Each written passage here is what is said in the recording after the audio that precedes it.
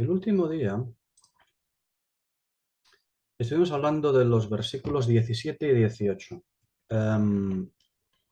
Es importante porque en este inicio de sección, que se inicia en el versículo 11, cuando el cielo se abre y llega el caballo blanco, es decir, el imperio de justicia, que debía venir en esta tierra, eh, eh, a partir de esta sección, digamos que en este capítulo 19, esta sección que se ha abierto, se divide en dos partes. La primera, vemos cómo viene el imperio de justicia. El reino de los cielos se ha acercado, lo que hace es hacerse efectivo, venir el reino de los cielos a la tierra. Ya no es el reino de los cielos se ha acercado, sino el reino de los cielos llega.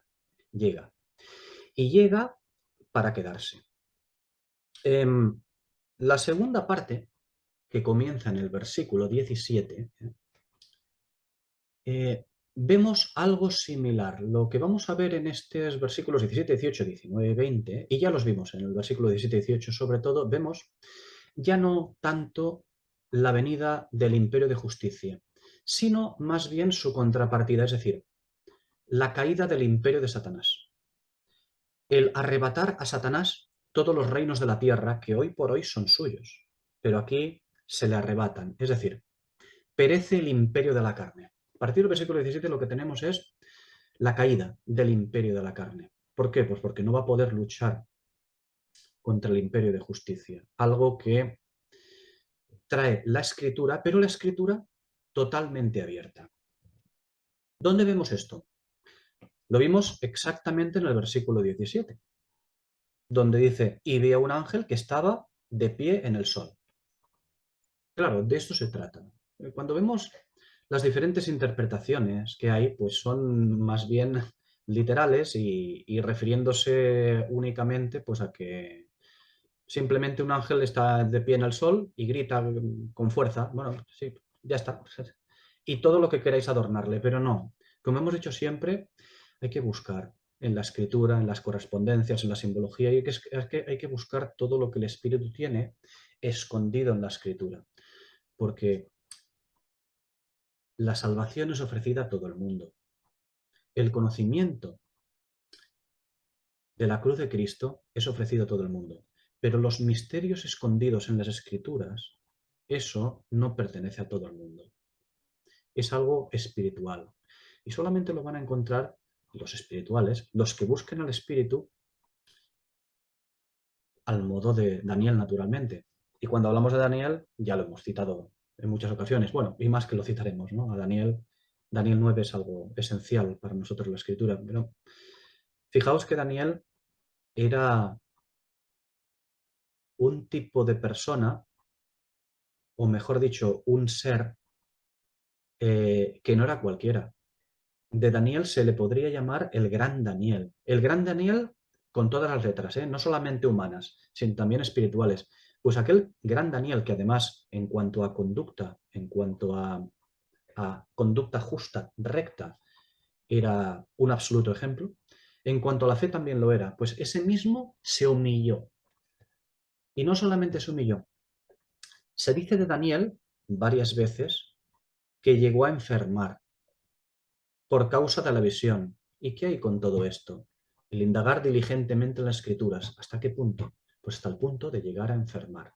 Porque lo que nos es revelado son cosas muy grandes. No son simplemente ideas. Cuando uno se centra en la escritura de manera importante, no, de manera importante no, de manera mucho más que importante, se centra en ella e indaga diligentemente, poniendo todo su ser, todas sus fuerzas, puede llegar a ocurrir eso, que uno llegue hasta enfermar. ¿Por qué? Pues porque las revelaciones de la escritura, que las tenemos contenidas en la escritura, las revelaciones de la escritura pueden llegar a ser muy grandes, enormes. Bueno, bien, hasta aquí solamente eso. Bueno, la cuestión es que este versículo 17 que citábamos, y vi a un ángel que está de pie en el sol, no es simplemente un relato, simplemente dice, oh, mira, es que es algo que se anuncia, ¿no? Lo anuncia un ángel. No, no. Esto no es un relato. Esto tiene una simbología. ¿Quiénes son los ángeles? ¿Qué es el ángel? Pues un ángel es el representante de la acción, el representante del ministerio profético. Un ángel es portador, para entendernos, de la escritura abierta, mucho más que la Biblia abierta, de la escritura abierta, es el ministerio profético. En el versículo 10 ya intuimos muchas cosas. ¿Qué es el ángel? El espíritu de la profecía. Es el espíritu de la profecía, es decir, la escritura totalmente desvelada, perfecta en conocimiento. Bueno, pues esto es precisamente lo que en el versículo 17 aparece. La escritura totalmente abierta, la escritura perfecta, es decir, la escritura sin ningún tipo de oposición. Ni siquiera la idiotez humana, por muy cristiana que sea, a partir de este versículo 17 puede enturbiar la visión. ¿Y cómo se presenta esto? Se presenta de pie en el sol. Ya sabemos que el sol es tipo y figura de Cristo alumbrando. ¿eh? El ángel, como digo, nos habla de la acción del ministerio profético. Los ángeles son los representantes de esta acción. Y como dijimos, es una figura del ministerio profético, pero no desde el punto de vista de la noche. Ahora son los representantes del ministerio profético y hasta este punto, hasta que no llega Apocalipsis 19, versículo 17, son representantes del ministerio profético, pero en tanto que es la noche, es decir, en tanto que el Señor no ha hecho su aparición.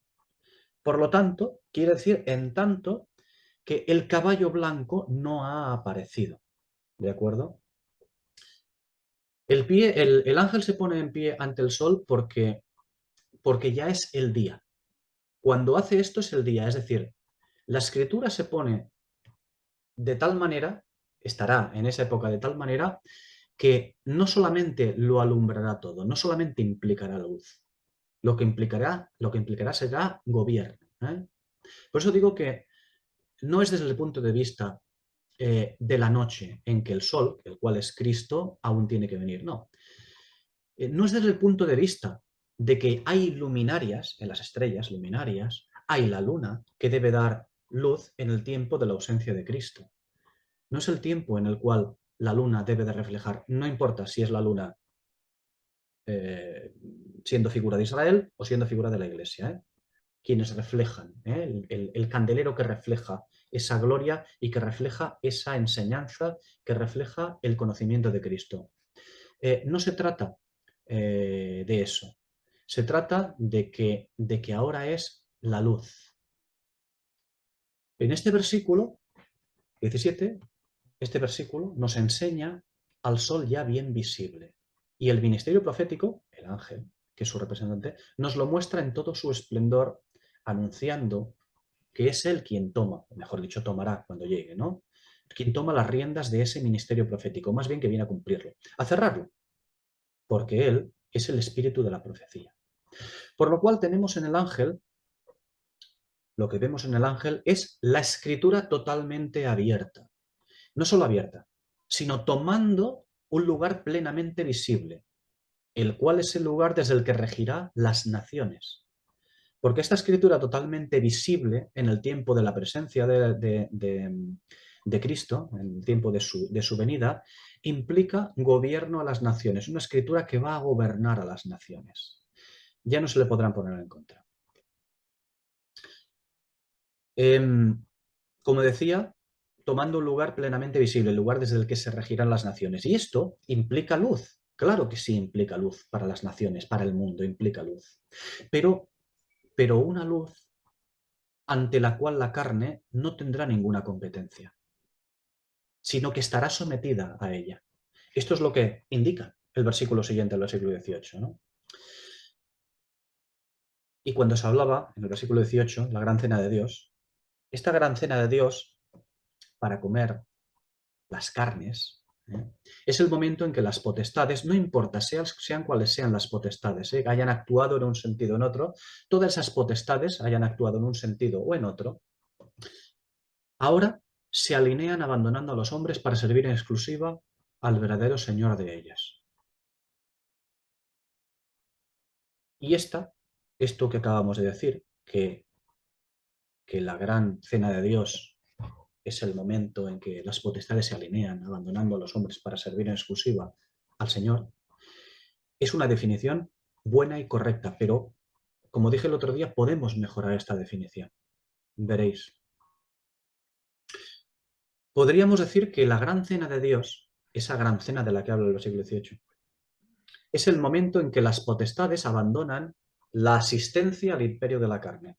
Cuando digo asistencia me refiero a la guía al imperio de la carne, la influencia al imperio de la carne. No van a darle más cancha al imperio de la carne las potestades. Ninguna. Lo que van a hacer es alinearse con el caballo blanco para que éste se establezca y no solo se establezca, también prevalezca durante 1000 años, por cierto. Por lo que, en cuanto a gobierno en el mundo, cuando digo gobierno me refiero a las leyes por las cuales se rige el mundo, no a la ley, que los hombres simplemente no, las leyes en generales. En cuanto a gobierno en el mundo, la carne y el espíritu ya no van a tener el statu quo de lucha entre ellos. No hablo de experiencia personal, hablo de general, en cuanto al gobierno en el mundo en general, las leyes que rigen el mundo. La carne y el espíritu ya no van a tener esa lucha, ese intento de statu quo entre ellos, ¿no? ¿Por qué? Pues porque la carne, cuando llegamos aquí, ha perdido su poder en el mundo nuevo, en ese mundo nuevo que viene, ese mundo nuevo que va a durar 1000 años. Un mundo nuevo que establece el caballo blanco, el imperio de justicia. Y bien, como dijimos, los versículos 11 a 16 ya nos mostraron la implementación del reino de justicia del Señor en la tierra, pero ello no se va a producir en un instante. No es que el Señor aparece y el mundo entero se arrodilla. Ya está. Ha venido el Señor, por lo tanto, inclinamos la cabeza porque no, ya sabemos que nunca es así. Necesitan una introducción traumática. Y aquí es donde aparece el versículo 19.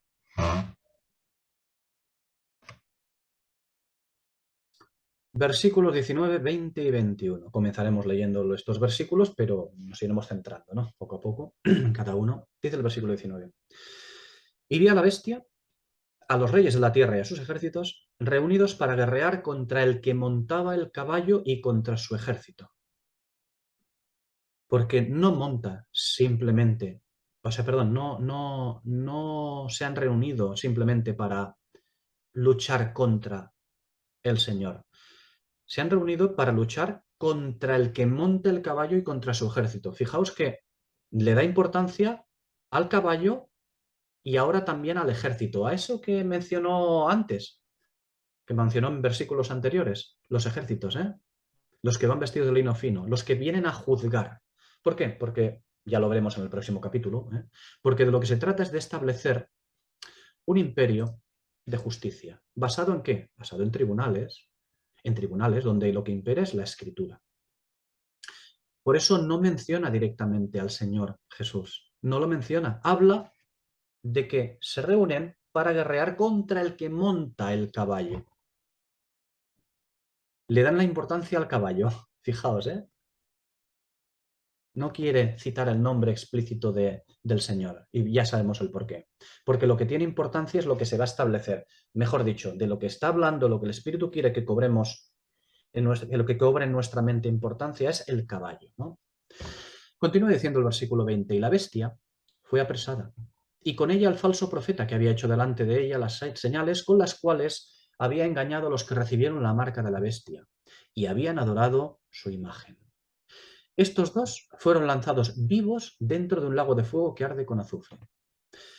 Y los demás fueron muertos con la espada que salía de la boca del que montaba el caballo, y todas las aves se saciaron de las carnes de ellos. Hoy en día, las gentes del mundo se jactan de haber asesinado a Dios. Se jactan de haber asesinado. Nos lo hemos cargado. Poco a poco, han pasado los siglos, las décadas, hemos conseguido establecer una filosofía que quite de la gente este infantilismo de creer en Dios. Eso es lo que piensan, ¿no? Tenemos que exterminar el sentimiento de culpa que esto trae sobre el género humano, el sometimiento a un Dios. Bueno, se jactan de haber asesinado a Dios, se jactan de blasfemar contra Él y se jactan de enfrentar su testimonio, porque lo enfrentan. Y creen que pueden hacerlo porque parece que Dios no les responde ni les enfrenta.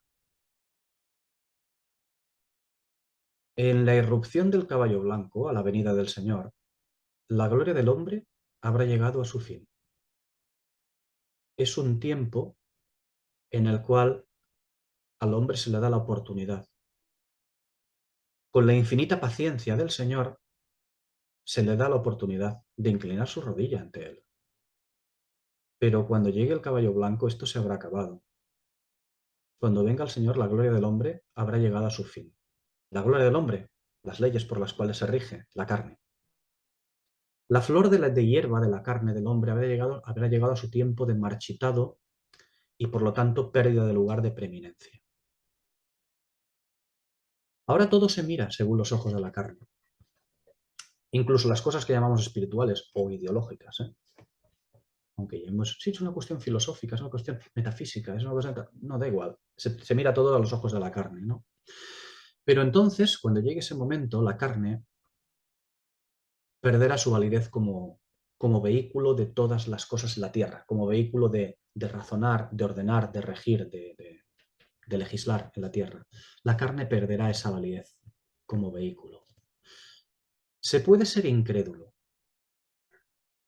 cuando llegue el Señor, ¿eh? Se puede ser incrédulo.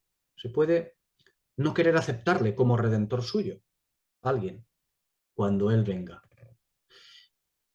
Y que eso ocurra, no implicará que mueran en la tierra, alguien que no le quiere aceptar como redentor. No implicará que mueran, no implicará la muerte de las personas. Ahora, sus carnes sí serán comidas. Las de todo hombre serán comidas, las carnes. No morirán. ¿Recordáis? No, hombre, no. No moriréis. Bueno, pues eso es exactamente lo contrario de lo que se trata aquí. No, tranquilos. No vais a morir aquí. Pero las carnes sí serán comidas. Aquello que se introdujo en Edén, aquello que la serpiente introdujo en Edén, la serpiente lo introdujo por causa de la caída del hombre, que es la verdad de la carne, aquí desaparece. Las carnes sí serán comidas, las de todo hombre. En la venida del Señor la carne perderá su carácter de eficacia. Aún así, a pesar de que pierda la carne su carácter de eficacia, el Evangelio eterno, aquel que ya vimos en Apocalipsis 14, el Evangelio eterno seguirá ofreciendo la oportunidad de llegar a conocerle. Eso sí, será en unas circunstancias, en una situación, en una dispensación muy diferente al tiempo actual, al tiempo de la paciencia de Jesucristo. Se habrá implementado el caballo blanco, el imperio de justicia. Así que o rendís pleitesía al Hijo o pereceréis en el camino. Está claro.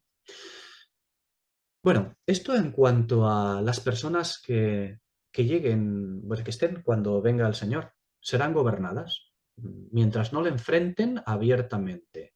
Porque enfrentar a Dios cuando traiga el caballo blanco, es decir, osar rechazar la supremacía de ese caballo blanco para querer continuar en la sociedad bestial, con la misma sociedad que el hombre tenía hasta que venga el caballo blanco, querer hacer eso será escoger su propio fin y tendrán que dejar, pues, su mismo lugar en la tierra. No es que el Señor los matará señalando con el dedo. No es necesario. Uno habrá escogido su propio fin. Habrá escogido rechazar vivir en este mundo, porque no podrán escoger hacer lo que les dé la gana. Hoy sí, todo el mundo puede escoger hacer lo que quiera, lo que bien le parece, como decían en el libro de los jueces. Como no había rey en la tierra, hacían lo que bien le parecía. Bueno, pues aquí habrá rey en la tierra, por lo tanto ya no podrán hacer lo que bien les parezca. Y el que no quiera hacer quien quiera hacer lo que bien le parezca, simplemente habrá escogido eh, su propio abandono de la tierra del milenio. ¿Para qué? Para esperar la condenación, ¿no? Está claro. Por eso digo que será su propio fin, tendrán que dejar su lugar en la tierra. Es el espíritu y las palabras de Proverbios 1, del primer proverbio, y el camino de Ananías y Safira.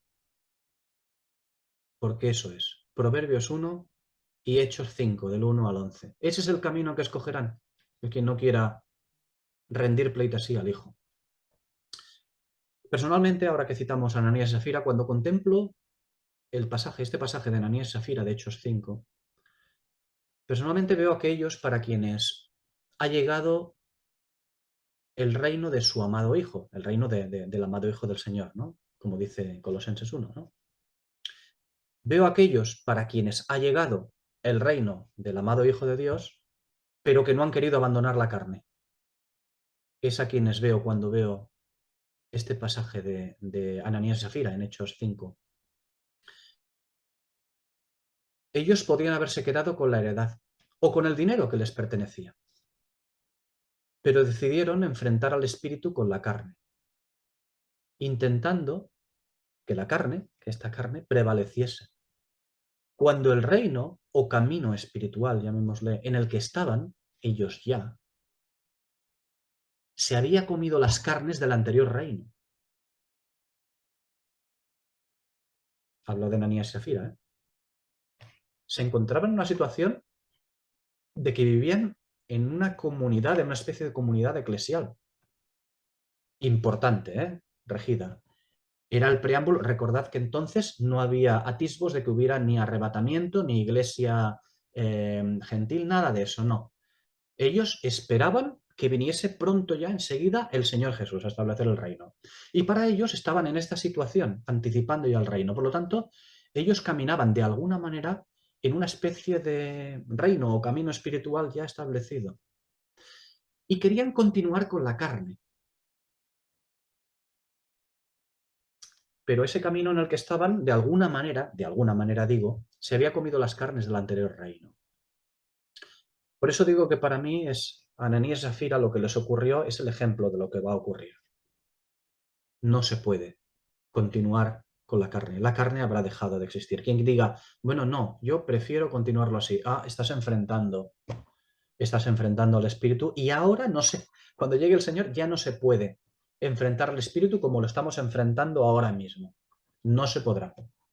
Ah, y será duro, ¿eh? Lo que trae el Señor no es gozo, alegría y justicia. No, no, trae justicia, gozo y alegría no. Como dice el Salmo 2, hasta los que se alegran se deberán alegrar con temblor. Porque allí dice, los que se alegren, alégrense con temblor, si recordáis el Salmo 2, ¿no? En fin, cuando hablo de Ananías y Zafira veo todo un ejemplo de lo que va a ocurrir en Armagedón. Una gran masa de naciones, cuando esto ocurra, no va a querer reconocer al Señor y su gobierno. Recordad que ahora no estamos hablando tanto de la implementación del caballo blanco, sino del momento de su introducción. Ahora hablamos del momento de su introducción. Son el capítulo 19, versículos 19, 20 y 21. El momento traumático de la entrada de ese caballo blanco, ¿no?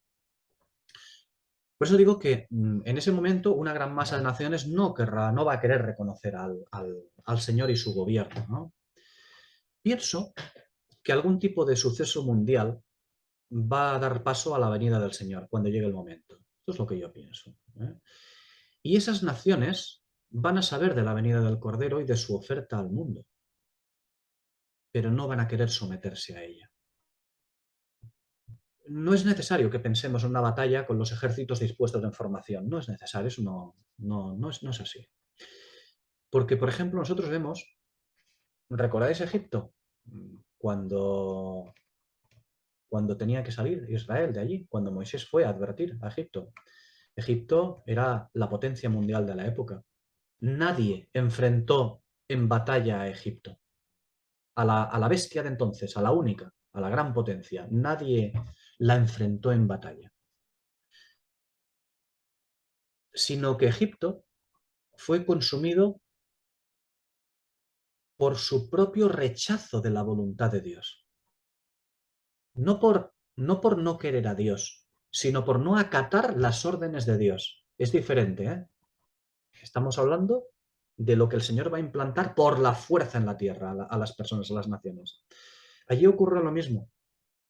Por eso digo que Egipto fue consumido por su propio rechazo a la voluntad de Dios. No porque Dios dijera, te voy a dar. No, no. Escogieron el mal para ellos. Jehová quiso sacar a su pueblo del control de esa bestia en Egipto para darle un reino. Y el mundo se opuso activamente. Egipto también es tipo del mundo, lo hemos hablado otras veces, es tipo de la mundanalidad, es tipo de la civilización, ¿eh? Lo que se llama vulgarmente la civilización. Eso es Egipto, el mundo, tipo del mundo. Lo que ocurrió entonces es que la naturaleza misma, esa misma naturaleza se rebeló contra Egipto y vomitó su señorío, porque Egipto era señor de la tierra, tenía supremacía. La misma naturaleza vomitó el señorío de Egipto. La misma naturaleza se rebeló contra Egipto. Es decir, la tierra vomitando a sus moradores, pues conforme a Levítico 18, lo que el Señor había advertido, a lo que advierte al pueblo de Israel. La tierra, si vas contra ella, te vomitará, ¿no? Levítico 18, versículos 25-28. Levítico 26, versículos 33 a 35. Y también, como no, el segundo libro de las Crónicas, capítulo 36, versículo 21. Son versículos que hablan claramente de que quien escoge un camino en contra de la voluntad de Dios será vomitado. Y por cierto, aquí de lo que hablas de Israel, precisamente en estos versículos. Pero evidentemente vemos que las famosas plagas de Egipto, lo que ocurrió allí fue que la naturaleza se rebeló contra Egipto. Es el mismo principio que estos versículos que posteriormente se dan a Israel. Enfrentar o desafiar al Señor, a ese Señor que viene a reclamar la soberanía, es afrentar a la creación que espera a su Redentor para restaurar todas las cosas. Es lo mismo. Cuando digo que es afrentar a la creación que espera a su Redentor para todas las cosas, vemos a la creación esperando su liberación. Efesios 1:10, Hechos 3:21 y, como no, Romanos 8, versículos 19-22. Lo vemos ahí.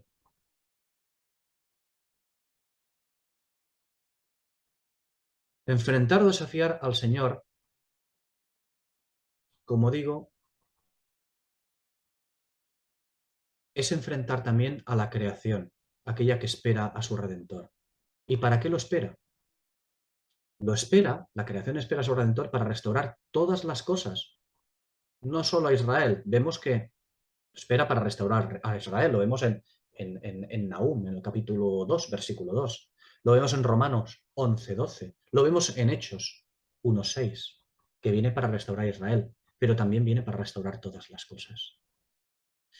Por lo que es justo que la tierra los vomite. Vomitó a Egipto. Bueno, de tal manera que cuando Egipto, o sea, cuando al final marchó Israel de Egipto, se encontraron los que vinieron, ¿recordáis que se encontraron con Amalek, con el pueblo de los amalecitas? Se encontraron en el desierto, Israel marchaba y los amalecitas iban.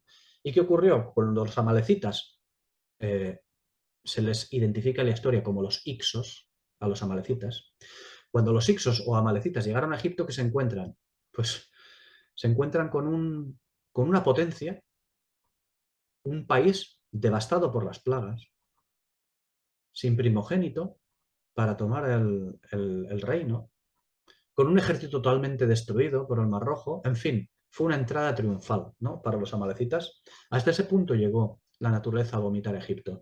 Pero esto, que es justo que la tierra los vomite, los vomitó a Egipto, también es justo que la tierra los vomite a aquellos que se enfrenten al Señor cuando traiga su reino. Por lo tanto, no es el Señor que señalara con el dedo y aquel caerá cuando le lance un rayo, ¿no?, como algunos piensan. No, morirá. ¿Cómo? No lo sé. No lo sé. No nos ocupa. Como Ananías y Zafira. Murieron solos. He aquí están a la puerta los que os van a llevar. Habéis escogido vosotros mismos enfrentaros al espíritu. Es la muerte. Bueno. Bien, Apocalipsis 11 y también Daniel 12 son un complemento para estos versículos que tenemos por delante, que estamos tratando. Apocalipsis 19 desde el versículo 17 al 21. Digo, Apocalipsis, son un complemento a Apocalipsis 11 y también Daniel 12. Pienso, al observar esto, que la tribulación es el tiempo en que la tierra ya está rebosando de pecado, es decir, que ha llegado a su tope, de inmundicia terrenal, de maltrato por parte del hombre. Una tierra, una creación maltratada, inmundizada por parte del hombre. Y pienso que al final de esta tribulación debe ocurrir algún tipo de suceso importante mundial, un suceso muy importante mundial o un cataclismo que mermará la capacidad de las naciones, de alguna manera. Un tiempo en que habrán 30 días de resurgir el testimonio de Jesús judío, con vistas a la expiación. Apocalipsis 11, ¿vale?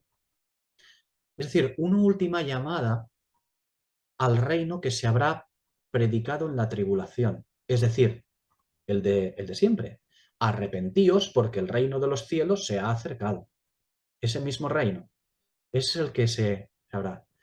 30 días en que habrá un resurgir del testimonio, como dice Apocalipsis 11, 11, y que dará paso a la venida del Señor. A partir de ese momento, habrán 45 días más para barrer a los enemigos y para establecer su reino e inaugurarlo. Ya tratamos esto, pero vamos a verlo una vez más, porque ahora toca. ¿Recordáis los famosos, en Daniel 12, versículos 11 y 12, los famosos 1290 días y 1335 días que nadie sabe cómo colocarlo, cómo interpretarlos y que lo mejor que se puede hacer o que pueden hacer es pasar de puntillas y hacer como que no se han visto, ¿sabes? Daniel 12, versículos 6 y 7, dice: Y dijo uno al varón vestido de lino que estaba sobre las aguas del río: ¿Cuándo será el cumplimiento de estas maravillas? Y oí al varón vestido de lino que estaba sobre las aguas del río, el cual alzó su diestra y su siniestra al cielo, y juró por el que vive por los siglos, que será por un tiempo, tiempos y la mitad de un tiempo. Y cuando se acabe la dispersión del poder del pueblo santo, todas estas cosas serán cumplidas. Bien, el tiempo de la tribulación está representado, ya lo sabemos, es algo claro para nosotros, está representado por dos claros periodos de 3 años y medio. Y hasta aquí Daniel no ofrece nada distinto a ello, hasta lo que hemos visto, hasta estos dos versículos que hemos leído, versículos 6 y 7. Dice, y cuando se acabe la dispersión del pueblo santo, todas estas cosas serán cumplidas. ¿Cuáles cosas? Las de los versículos 1 a 3 del capítulo 12 de Daniel, donde dice: En aquel tiempo serán salvados todos los que de tu pueblo se hallen escritos en el libro, y muchos de los que duermen en el polvo de la tierra serán despertados, unos para vida eterna y otros para vergüenza y confusión perpetua. Aquí engloba el juicio después del milenio. Engloba el juicio después del milenio, porque el día de Jehová no es un día, es un día muy largo, es un día de 1000 años, abarca 1000 años el día de Jehová. Continúa diciendo: Los entendidos resplandecerán como el resplandor del firmamento, y los que enseñaron a muchos la justicia como las estrellas a perpetua eternidad. Bien, a partir de aquí, de estos versículos, en Daniel, existen detalles que el Señor no iba a revelar y que ya descubriríamos cuando llegase su tiempo. Pero no se los iba a revelar a Daniel. Ahora bien, el mismo Espíritu hace que Daniel insista en preguntar. Dice en el versículo 8: Y yo oí, mas no entendí, y dije: Señor mío, ¿cuál será el fin de estas cosas? Y el varón vestido de lino, aquel varón vestido de lino no quería revelar más cosas. Pero dice en el versículo 19, en el versículo 9, respondió el varón vestido de lino: Anda, Daniel, pues estas palabras están cerradas y selladas hasta el tiempo del fin. No quería revelar más cosas. Pero al final abre un poco más la revelación. ¿Por qué? Porque Daniel se lo había ganado. Daniel amaba profundamente la escritura. La amaba profundamente, se lo había ganado. Y se ve en la escritura como no debía de haber más revelación, pero se la ganó. Y entonces le dice, en el siguiente versículo: Muchos serán lavados, y emblanquecidos y purificados. Los impíos procederán impíamente, y ninguno de los impíos entenderá, pero los entendidos comprenderán.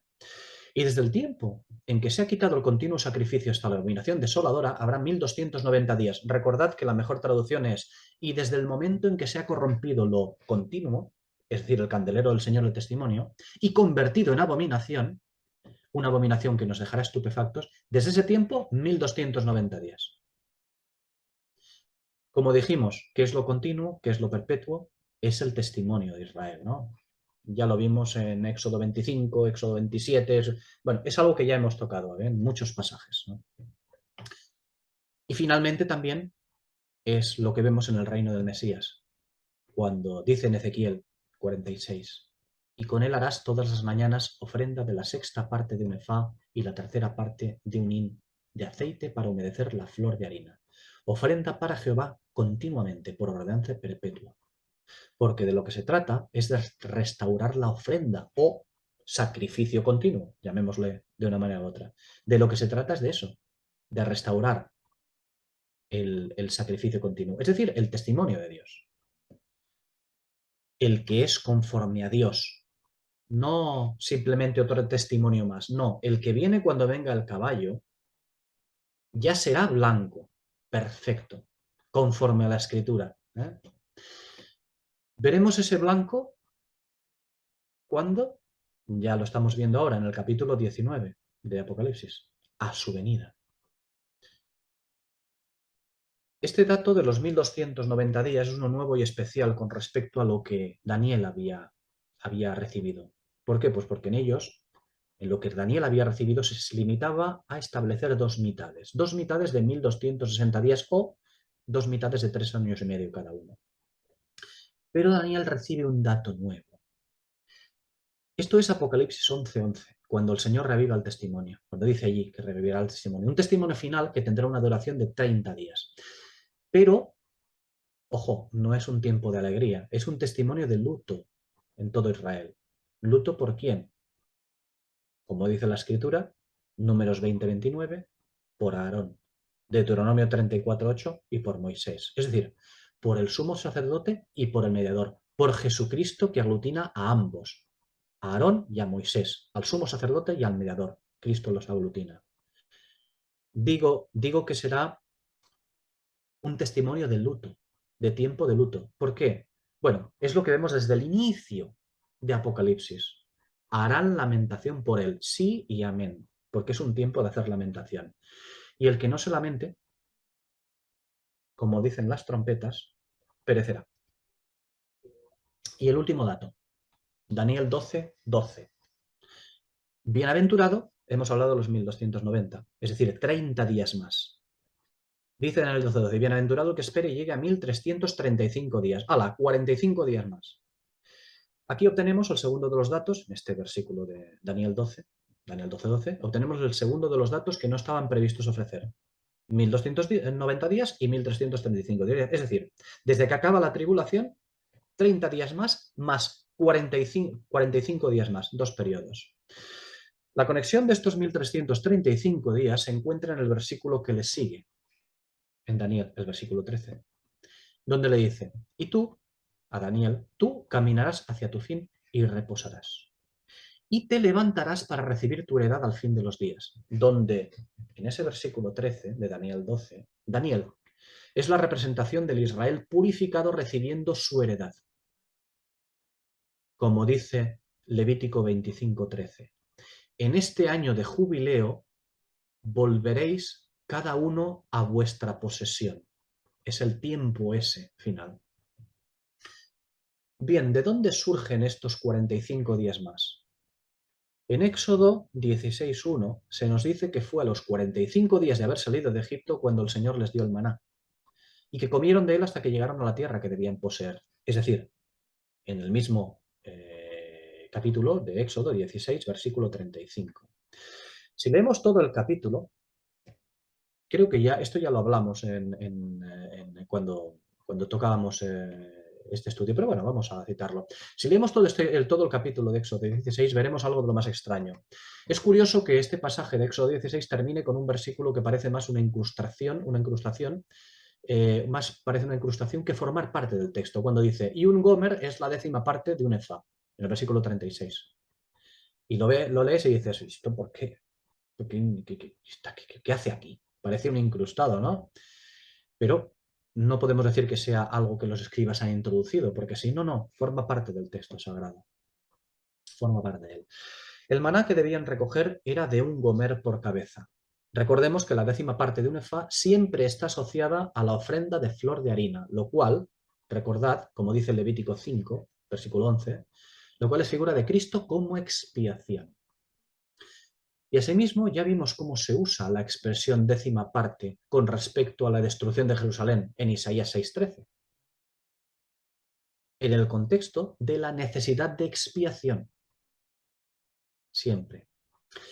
Bien, el testimonio será restaurado o volverá a vivir un momento de auge, digamos, por decirlo de alguna manera, por 30 días, cuando Israel se afligirá, se lamentará, quedando, si se aflige, quedando aprobado para la expiación, al fin de los cuales, al fin de esos 30 días, que Israel se aflija para el reino ya, al fin de los cuales esos 30 días viene el Señor, cuando será la hora, por 45 días más, en la que el Señor se encargará de la bestia. No solo de la bestia, se encargará de la bestia y del anticristo con sus huestes, y someterá la tierra. ¿Haciendo qué? Pues finalizando el tiempo de los gentiles, además de establecer el tribunal de Cristo, pues con las recompensas a los santos. Y al fin de estos 1335 días, estos 45 días más, será cuando Israel, conforme a Éxodo 16, poseerá plenamente la tierra. Habrá llegado a poseer plenamente la tierra, cuando todas las promesas y pactos de Jehová habrán sido cumplidos. Mateo 24 habla de la tribulación y el versículo 15, Mateo 24, cita a Daniel 12:11. Hacia el final del capítulo 24 de Mateo, y todo el capítulo 25, nos sigue hablando de otra cosa, de la responsabilidad del hombre que tiene que ver con el reino de Dios. Mateo 24, versículo 15, cita a Daniel 12:11. Cita esto que tiene que ocurrir, esto que se tiene que introducir. Pero al final del capítulo 24 y durante todo el 25 nos habla de la responsabilidad del hombre que tiene que ver con el reino de Dios. Y en el versículo 31 del capítulo 25 ya nos muestra al rey en su trono reuniendo a las naciones. Versículo 32 de Mateo 24. Para determinar el destino de todos. Este pasaje de Mateo 25, ahora no vamos a entrar a tratar tantos pasajes con amplitud, este pasaje de Mateo 25 se está refiriendo a este mes y medio más. Es decir, el tiempo en que el Señor va a usar para establecer el nuevo orden mundial y que dará paso al milenio y al reinado glorioso cuando Israel entrará a su posesión. Ahora vamos con respecto, volvemos a Apocalipsis 19, versículo 19. Nuevamente, la bestia, el anticristo, todos reunidos los reyes de la tierra para guerrear contra el Señor. Recordemos ahora, pensando en esto, recordemos ahora Apocalipsis 16, 16, donde dice, y los reunió en el lugar que en hebreo se llama Armagedón. Permitidme una digresión, bueno, digresión no, una explicación de este tema porque así refrescamos lo que hablamos sobre este tema, Armagedón, lo que significa. Evidentemente, en Apocalipsis 16, 16, la mención al hebreo es una clara referencia, pues, o una clara instrucción a abrir las escrituras y buscar las debidas correspondencias. ¿Recordáis? Zacarías 19, versículos 9 y 11, cuando dice, y en aquel día yo procuraré destruir a todas las naciones que vengan contra Jerusalén, y derramaré sobre la casa de David y sobre los montes de Jerusalén espíritu de gracia y de oración, y mirarán a mí, a quien traspasaron, y llorarán como se llora por hijo unigénito, afligiéndose por él como quien se aflige por el primogénito. En aquel día habrá gran llanto en Jerusalén, como el llanto de Hadad Rimón en el valle de Megiddo. Como dijimos, no hay un lugar concreto que se llame Armagedón. Las interpretaciones tradicionales nos han dicho pues, que la etimología es Ar, de monte, y Megiddo, que significa matanza o degüello. Pero no hay un monte Megiddo ni un valle Megiddo. Por mucho que digan, sí, hombre, Megiddo está puesto en una colina. No, no hay un monte Megiddo ni un valle Megiddo. No lo hay. Lo que hay es el valle de Jezreel, también conocido como la llanura de Esdraelón. Y el valle de Jezreel, con la ciudad de Megiddo en el extremo sur y el monte de Carmel en el extremo norte, el valle de Jezreel en el extremo sur, Megiddo. En el extremo norte, el monte Carmel. Y Tanak, o por ejemplo el torrente de Cisón, están enmarcados o vinculados por este enclave de Jezreel. ¿Recordáis? Jezreel es donde también los perros comen las carnes de Jezabel, en el valle de Jezreel. Armagedón en realidad se refiere a la cita de Isaías 14:13 sobre Babilonia y Satanás, donde dice, tú que decías en tu corazón, subiré al cielo, por encima de las estrellas de Dios levantaré mi trono, y en el monte de la reunión me sentaré, en el extremo norte. Fijaos, en el extremo norte, en el monte de la reunión me sentaré. El monte de la reunión es, las palabras en hebreo es Armoed, Armoed, y explicita, en el extremo norte, me sentaré en el extremo norte. Es el monte de la reunión, el monte Carmel, en el extremo norte, donde Acab convocó a todos los hijos de Israel, a todos los hijos de Israel dice que los convocó. Y reunió también a los falsos profetas ante Elías, en el capítulo 18 del primer libro de Reyes. Y Elías los degolló en el torrente de Cisón, abajo del monte, en el torrente de Cisón. Y fijaos también la última escritura de correspondencia, Jueces capítulo 5, versículo 19-21. Vinieron reyes al combate. Entonces pelearon los reyes de Canaán en Tanak, junto a las aguas de Megiddo, mas no consiguieron arrebatar la plata. Desde los cielos pelearon las estrellas, desde sus órbitas, las estrellas, desde sus órbitas pelearon contra Sísara. Los barrió el torrente de Cisón, el antiguo torrente, el torrente de Cisón. Marcha, oh alma mía, con poder. Como dije en su día, aguas, Megiddo, estrellas, Sísara, torrente de Cisón, nos hablan de muchas cosas, ¿no? Nos hablan en fin, hay mucha simbología aquí, ¿no? Como decíamos, este final queda reservado para la venida de Cristo.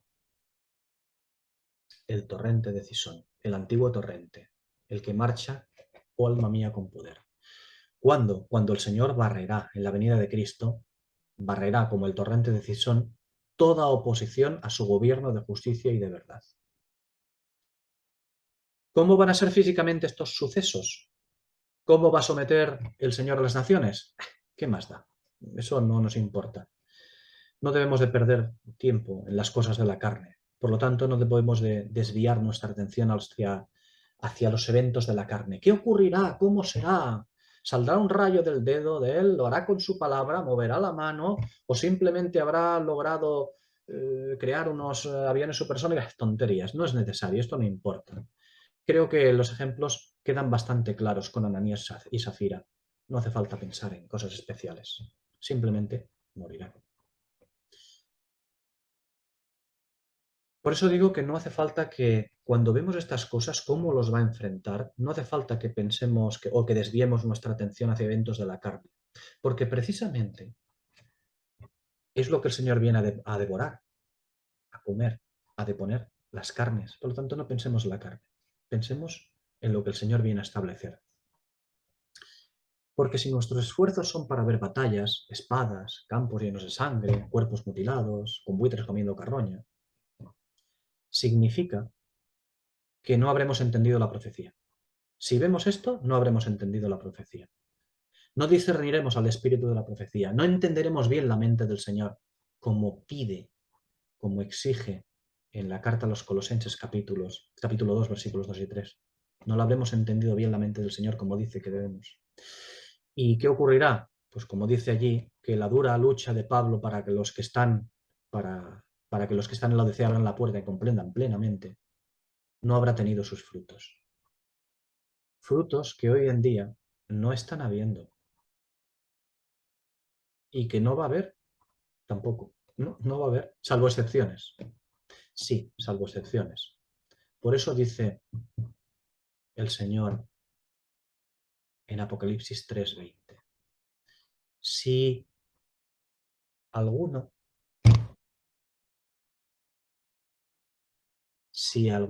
ya no es como anteriormente, todo aquel que abre, no, es si acaso alguno, son palabras del Señor. Y dices, ¿y tú qué querrías, José María? Ostras, yo querría que esto no fuera así. Como tampoco el profeta cuando Dios había decretado algo sobre un rey y sabía que se iba a cumplir, porque le había decretado a Dios, el profeta decía, no, no quiera Dios esto contra ti, sobre ti. Claro, lo decía pues adecuadamente. Yo tampoco querría, nadie querría que esto ocurriera, pero va a ser así. Si quizás alguno. ¿Por qué? Porque esa dura lucha de Pablo para que los que están en la Odisea abran la puerta y comprendan plenamente, no está teniendo frutos y ni están ni se les espera. Salvo excepciones, si alguno, ¿de acuerdo? Y eso es algo que nos debe hablar a nosotros y nos debe entristecer. No, ya nos hemos entristecido bastante, pero sí tomar conciencia de que esto es así. Y si el Señor dice que esto es así, cuando todos hablen bien de nosotros, o muchos hablen bien de nosotros, es que vamos por mal camino. No se trata de que hagamos que los demás hablen mal de nosotros, pero si la gente habla bien de nosotros en cuanto a nuestro caminar en doctrina, en conocimiento del Señor, vamos mal. Es una norma para mí. En fin, como decía, lo que nos importa es que los del imperio de la carne no van a prevalecer ante el imperio blanco del Señor. Los que quieren el imperio de la carne, los que van a querer mantenerse en el imperio de la carne, no van a prevalecer ante el imperio blanco del Señor. De ninguna manera. En nuestro tiempo presente, es decir, cuando el Señor está ausente y su sol no alumbra, porque lo único que alumbra es la luna, la que ofrece el reflejo del sol. El sol no alumbra directamente. Estamos en la noche del mundo. Quien debe alumbrar es a quien el sol le ha dicho, tú eres el responsable de alumbrar. ¿Quién es? Nosotros, el candelero, la luna, quien tiene que reflejar en la noche al sol, hasta que la estrella de la mañana salga, ¿no? Por eso en este tiempo, en nuestro tiempo presente, cuando el Señor está ausente y su sol no alumbra, el mundo desprecia y combate el reino de Dios. Pero esto, por parte del cielo, por parte del Señor, de momento se tolera mientras dura el tiempo de su paciencia, incluso mientras se desarrollen aquellos 1260 días de la tribulación. Incluso en los 30 días más hasta los 1290 de la última llamada a afligirse. Cuando dice arrepentíos, cuando se predicará, esa última llamada a afligirse, se predicará arrepentíos porque el reino de los cielos se ha acercado y ya el hacha está puesta a la raíz de los árboles. Eso se predicará una vez más. Incluso en esos 30 días más se tolerará. Ahora bien, el versículo 19 de este capítulo 19 de Apocalipsis ya nos muestra a las naciones, a la bestia y al anticristo, en sus esfuerzos para detener el reino de Dios, pero con el Señor ya presente, no en su ausencia. Apocalipsis 19 nos muestra a las naciones, a la bestia y al anticristo, todavía esforzándose para detener el reino de Dios, con la salvedad de que ahora ya está presente. Ya es el tiempo de los 45 días de más, aquellos de los que habla Daniel. Bienaventurado el que llegue a 1445. Ya es ese tiempo cuando el Señor ya ha anunciado a las naciones solo supervivencia, no bendición, no. cuando el Señor anuncia a las naciones supervivencia y esta supervivencia solo bajo la vara de hierro. ¿Recordáis el Salmo 2? Es muy claro porque el Salmo 2 habla de este tiempo. Habla del tiempo en el cual todas las gentes y las naciones de la tierra y los reyes de la tierra, quien no le rinda pleitesía al Hijo, quien incluso en sus alegrías no lo haga con temblor, quien no rinda pleitesía al Hijo perecerá en el camino. No perecerá, no, perecerá en el camino. ¿Cuál es el camino? El de la dispensación que se abre en el nuevo mundo que va a tener esta tierra, el mundo del milenio del reino de Dios. Bien, este versículo, vamos a dejarlo aquí, en este versículo 19, continuaremos el próximo día, pero este versículo 19 nos muestra esa introducción ya traumática del reino, del imperio de justicia, del caballo blanco, una introducción que va a ser necesaria. Aquí se nos muestran a los que van a perecer. Bueno, el próximo día podemos continuar el siguiente versículo e intentaremos acabar el próximo día el capítulo 19. Intentaremos acabarlo. Yo creo que podremos acabarlo. Lo intentaremos. Si el Señor quiere.